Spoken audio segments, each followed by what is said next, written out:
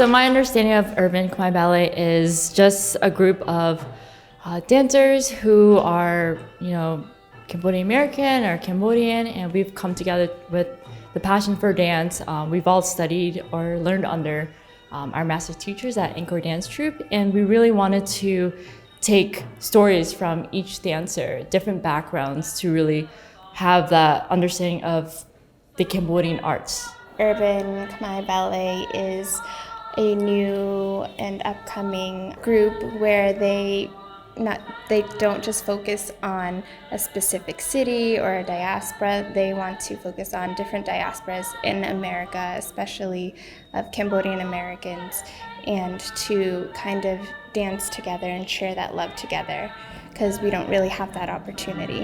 And then also from us who are from here, just having that mixture and different perspective of dance.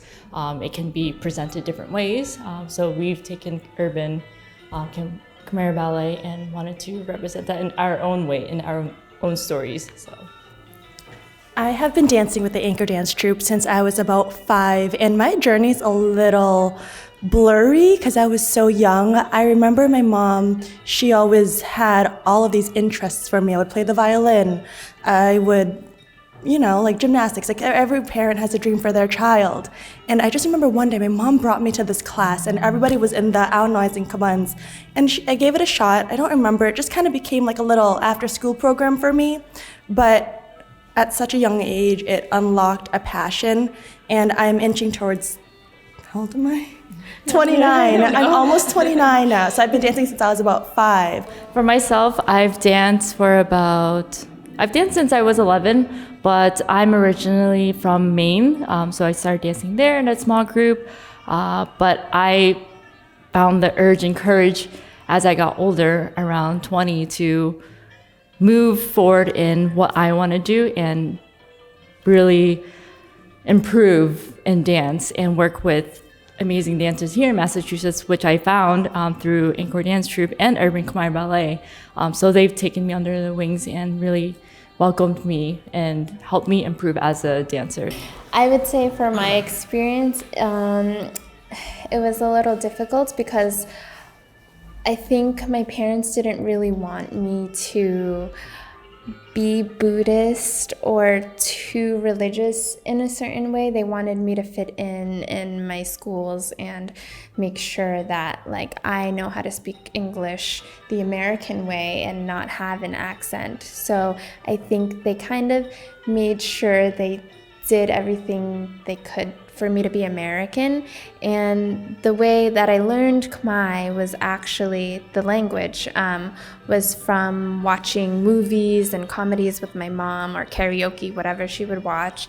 And I would just learn it through that. But also the Anchor Dance Troupe didn't also just focus on dance. They focused on development within the youth. So they were able to teach language classes. And now that I am a teacher myself, teaching my own students, I try to implement the language and explain and describe what things might mean. And it's beautiful to see because they're also starting to teach their parents some of the things that I'm teaching them that maybe their parents also didn't have a chance to learn, like mythologies and cultures, stories, or even words in Khmer too.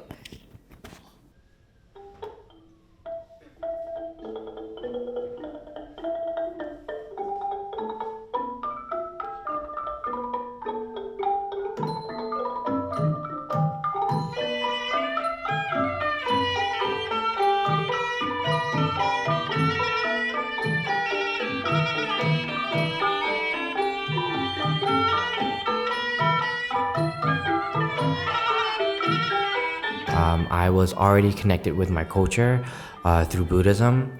I was very Buddhist. I am still very Buddhist, but I used to go to the temples with my mom and dad. I would even ask them to drop me off sometimes, and I would stay at the temple for days on end. The temple actually taught me how to speak and write and read through the language of monks. So I was not really able to read or write in modern Cambodian language. I was only able to understand and read and write monk Cambodian language. They always, every language has tiers. Once I started getting into dance, I started understanding the Cambodian culture more, and understanding its spirituality even more. When you dance in front of people, you're showing them their culture. When we do certain gestures, we show them what it means and why we do it, and that brings everyone just a little closer. A lot of dancers will, after their performance, a lot of old people will come up to them and say, "Oh, how long have you been dancing? You know, I haven't seen dancing in so long. You make me feel like I'm at home again." And we're having this conversation where you're learning even more Khmer, or you're just learning more about history than you can't get from textbooks. I believe that Cambodian dance is almost as a magical thing. The way the details are in every little thing, from our toes to our eyes to our fingertips to the energy that we hold, from the costuming and the respect that we have to give to every little detail. The biggest concern in the Cambodian community in dance is not throwing away or not forgetting our history, including our old dances, and not just trying to branch out and create new ones. So there's a stigma right now going on within the Cambodian classical dance community that you need to know your roots before you want to go ahead and make new things.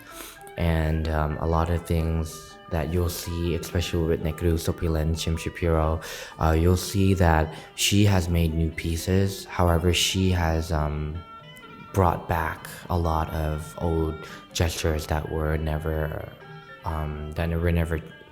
performed for. Like with me, I try my best to learn all the historical dances that every teacher has learned.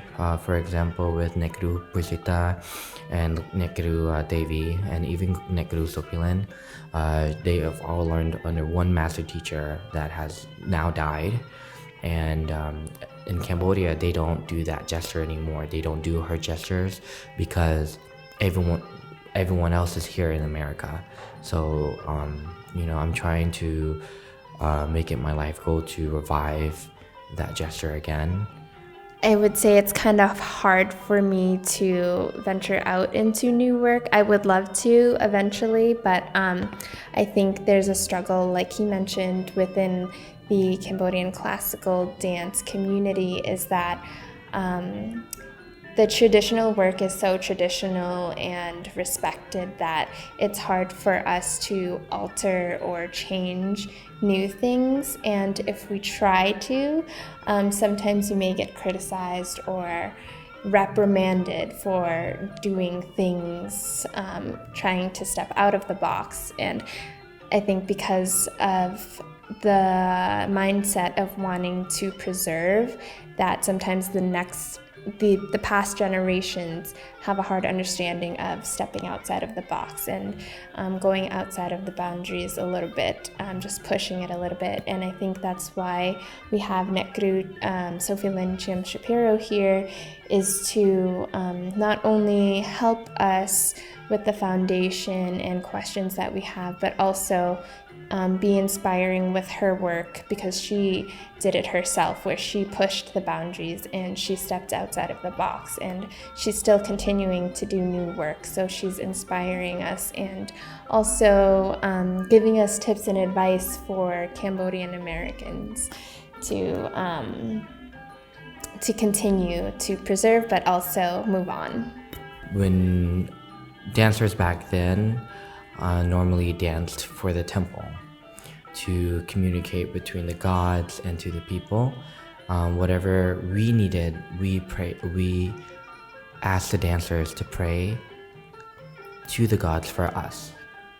And the dance was so sacred to the point where it was taken from the people and hidden away in the palace. And with that being said, with the first performance of Cambodian classical dance in France in 1906, 1904, ever since that performance, every dance form is very sacred to every other culture. Like Thai, Chinese, Korean, even Japanese.